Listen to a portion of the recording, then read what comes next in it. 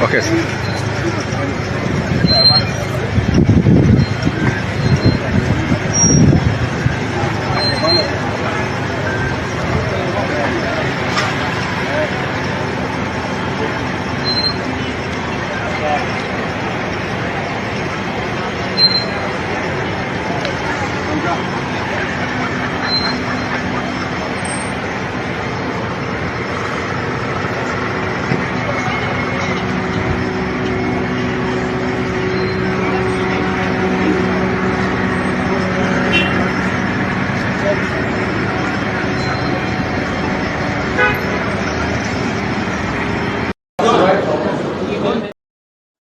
So this is a prank gone wrong.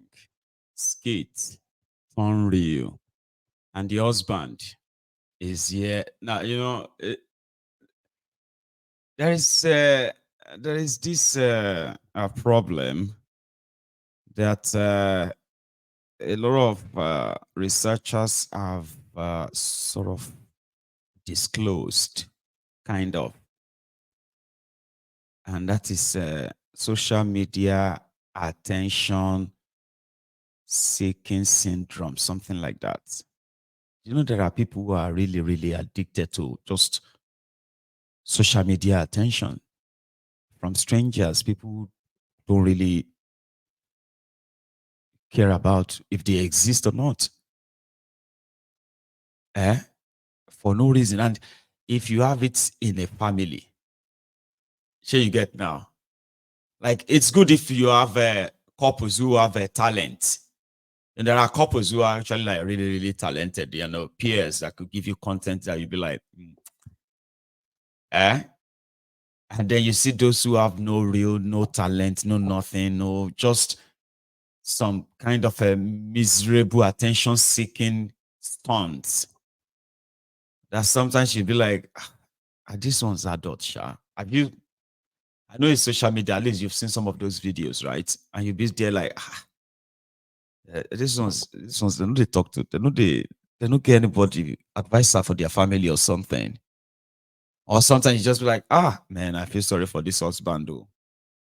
Those women that always drag their husband into all of you get what I mean? Now, like chasing clout on social media, like you will say you are a mother, you are a wife, right? You don't get talent, you don't get anything, but you just want shot there on social media, that's everybody's face, like that. And they will do anything for attention, anything. They may stage just fighting their husband just to get attention on social media.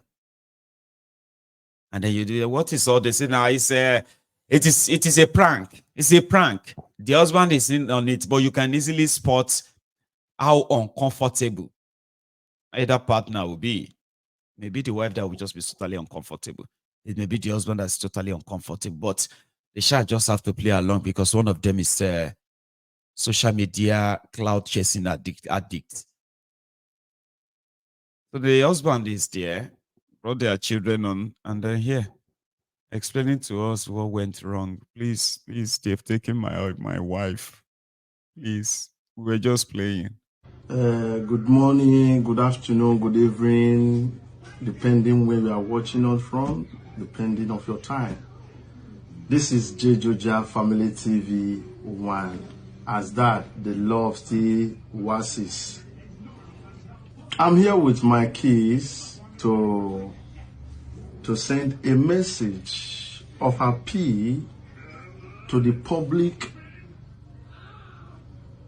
of Nigeria, to the whole world also, that what my wife told is not passport. Please be a blogger. When you are blogging, blog and blog well. Don't blog to spoil things. Please. She never torn my passport. She never spoiled my passport. My passport is intact. We are doing a skit. It's a skit. This is somebody's story of what happened that we are passing to the world. But I don't even know that maybe it will go to the way that the blogger will not take it to another standard. Please, I'm begging the national TV, the Daddy Freeze, and so many, which I cannot remember. That, please, I'm begging everybody. This is not maybe passport she tore. If actually she tore a passport, I was the one that bent down to pick it. Please, I'm begging everybody now.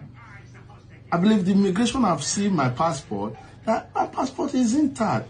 Nobody should just try and drag this thing to the mud. Please. These are my kids, Jephthah and Joella. Tell the world, please, they should try and understand. Or I say, please. Please, what did my daddy say, please? Okay. You heard him and you heard our sister, the sister. Baba, eh?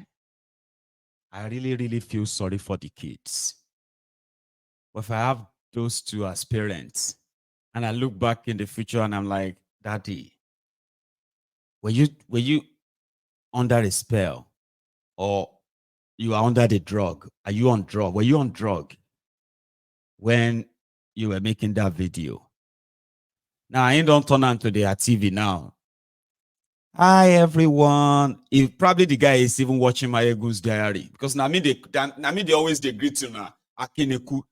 Good morning to you, good afternoon to you, good evening to you from wherever you are watching.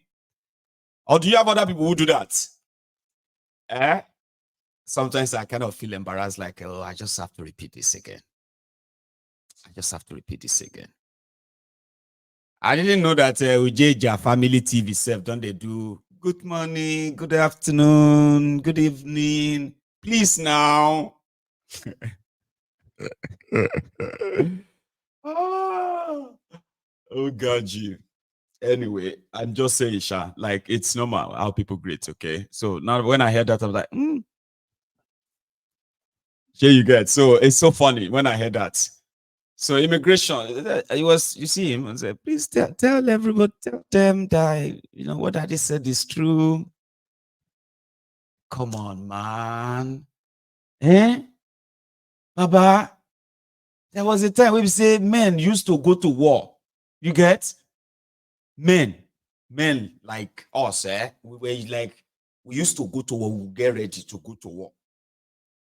But now our men are now like,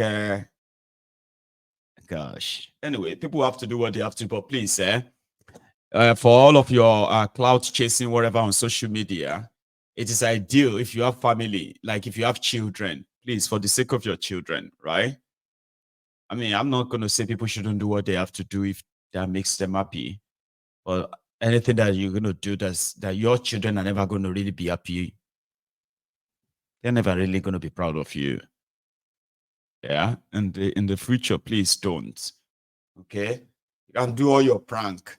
I've seen people who are doing pranks that they are collecting stuff from police officers or trying to collect gun from police officers. What is wrong with you? Yeah. No get sense, no get brain, no get talent to create content that can put you out of danger. You won't be like all these guys in all these Western countries, right?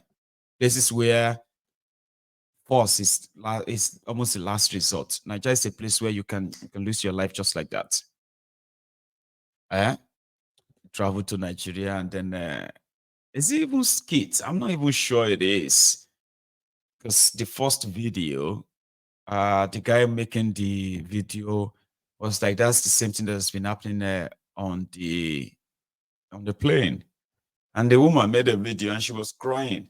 The guy also made a video and it was like, that's how my wife always, that's what she does. And I just found out that, they were starting a TV, family TV.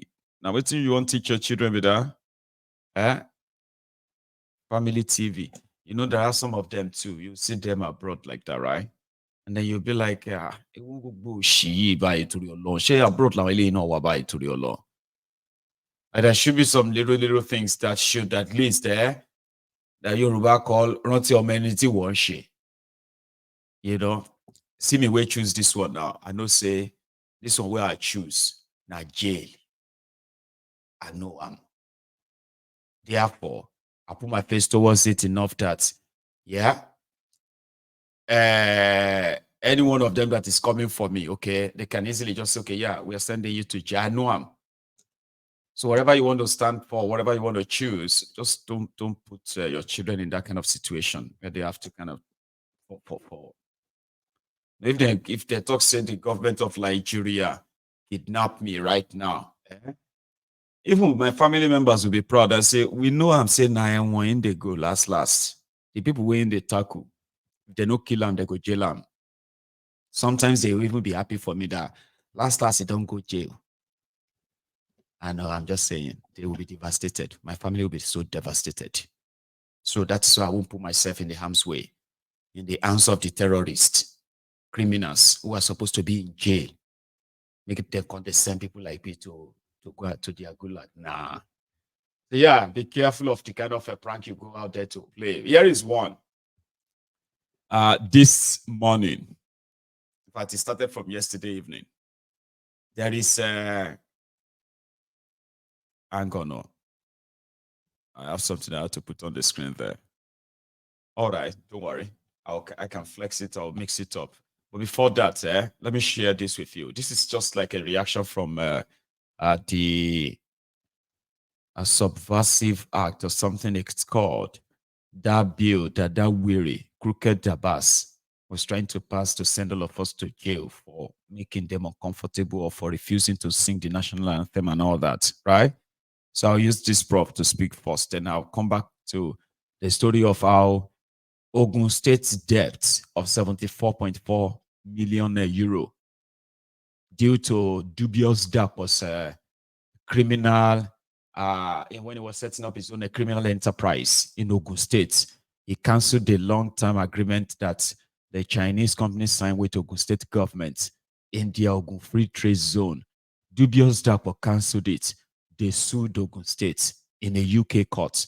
The UK court gave approval that the Ogun State government should pay a certain amount of money to this Chinese company. Ogun State government dubious dark but lost. But in their usual Nigeria way, they just ignore the judgment.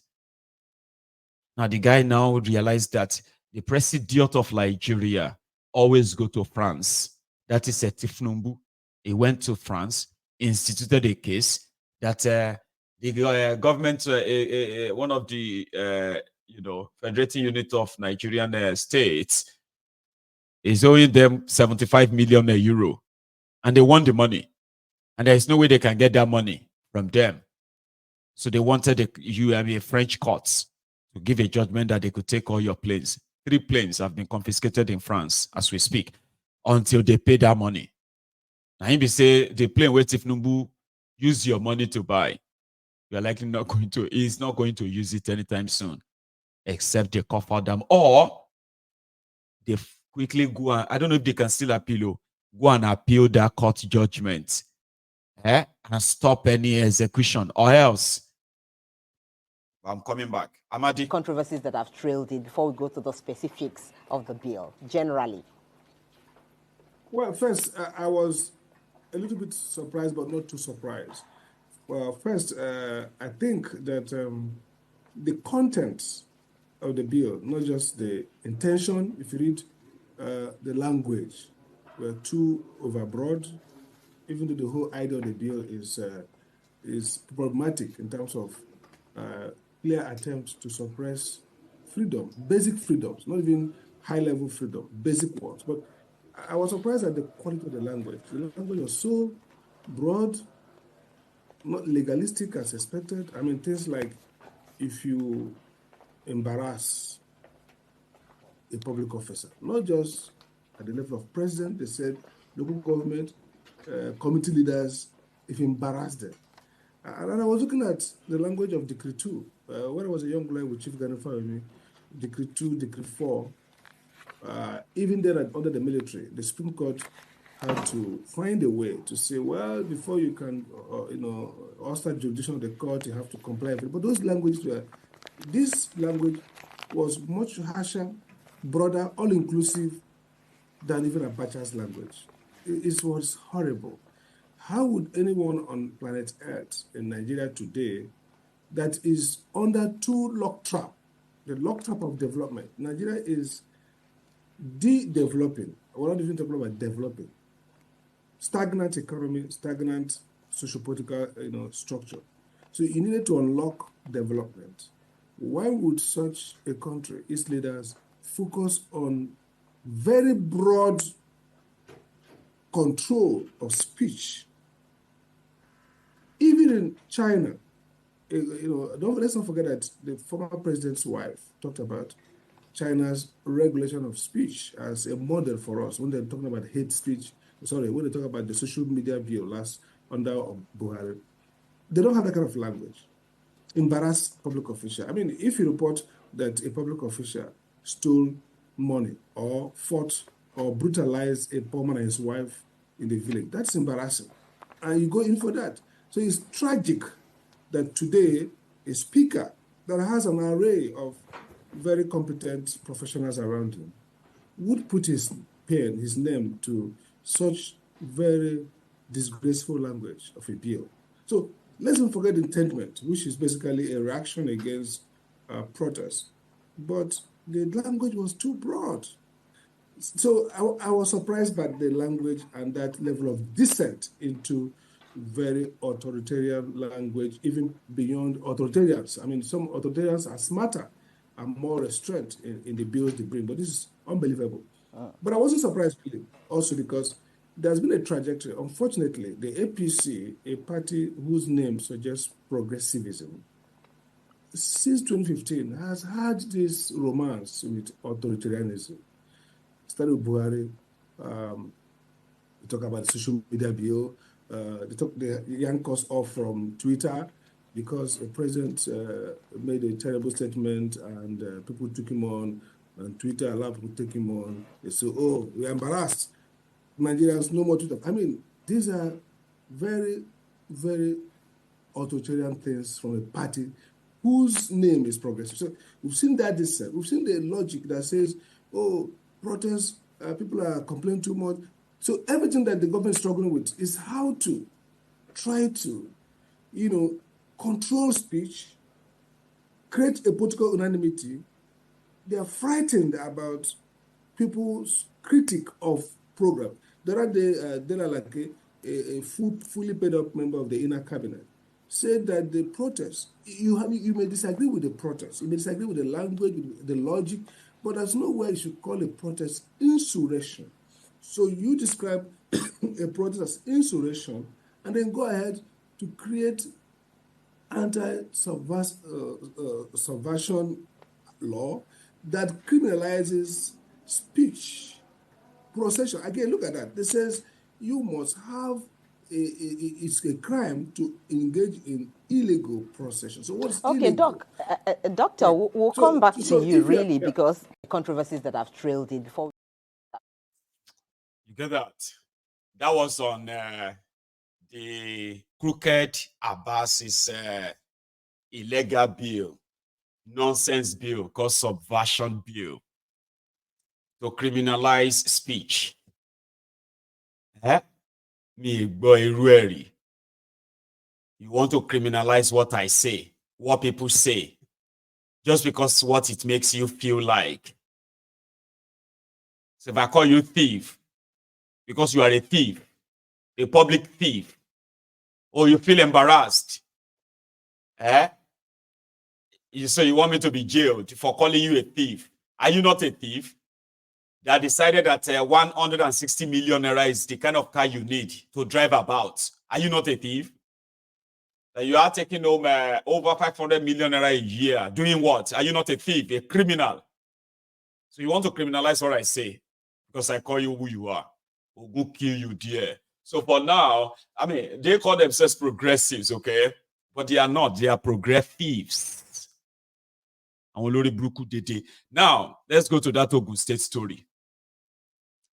There is this company, a Chinese company. So I'm going to go study and very well. It is called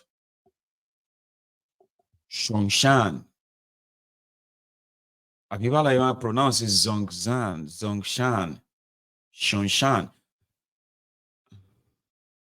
The problem I walele by saying Zongshan, lórúkọ company, yeah, that's the name of the company. So they had a deal when we had this Olokola free trade zone in Ogun State. So there's some Chinese businesses came to Ogun State as far back as 2009, right? Then Ibikunle Omamoshi became the governor. So he kind of didn't shut down the Olokola per se. Now they signed a deal with this Zhongshan company. And this Zhongshan company is an export processing company. So they have this their factory and all of that stuff set up in that free trade zone. So their job is to collect things from Nigeria that they paid for and take them to China. So process them, pay all the necessary payments, all the necessary dues and all of that. So they were in Ogun State. They were taking our timber and the rest. How much she was making enough money. It did make so much money for like 8 solid years until 2016. Hang on, no. Yeah, it was 2016. Sorry. Then Amoshi changed the entire thing. He sacked them. So sacking them, they took the case to, they didn't even just take Ogun State to court. They just took the federal government of Nigerian government to court in the UK, the Court of Arbitration. Now, the Court of Arbitration now said the termination of their contract was totally wrong. Not the way it was done, by the way. And therefore, Ogun State had to pay them money. Now, they were in court until Amoshi left and Dubious Dakpo came in. Now, Dubious Dakpo, like other things, I think it just ignored the whole thing. So in 2021, is aware of the case, right? In 2021, a judgment was delivered that Nigeria, not Ogun State, so Nigeria should pay this company for all their losses and everything. They will have to pay them 74.4 million euro. But the problem was that who's going to pay? Who go pay? So they left it there since 2021. No appeal, no nothing. Until yesterday, when a court order, a court forfeiture or confiscation order came and put the Tifnumbu's presidential jet, the extra one they bought, and another one again that is going through a service or whatever in France. 3 aircraft that belong to the government of Nigeria are currently confiscated in France. I just read it there now that they said they are going to appeal the case now. They will appeal now 3 years after the judgment that initially said they should pay 74.4 million. So Dubious Dakwa and Co. This is embarrassment now. So he said that they kind of have to settle out of court, pay this company some money, or pay them, if I know which one is pay them some money, pay the company the entire money they owe them, and then the court will lift the ban. Or they can find another court, at least Kolu lives in France, right? So Kolu can probably get another court order that will say, for presidential, it's embarrassed one here. Kolu is currently in Malabo, Equatorial Guinea, where he has pledged. I actually believe that Equatorial Guinea has their own oil, have you? Go Google up. So Equatorial Guinea, they get oil because Kolu is right there and signing a deal called oil exploration, whatever deal. So Equatorial Guinea, I'm going to say Equatorial Guinea crude oil. I don't think so though, right? So Equatorial Guinea. See? They have their own crude oil. What is that license that Tifnubu is signing with Equatorial Guinea? When we know that it is actually the drug hub. Diogo, that is their president, has been the president of that place for like 25 years or 40 years. I think they have their own crude oil. So why is Kolu saying the Nigeria, Equatorial Guinea, they are signing oil and gas deal? Like, what does that even mean? I'll tell you more later, okay? So coming back from Equatorial Guinea, right? here is one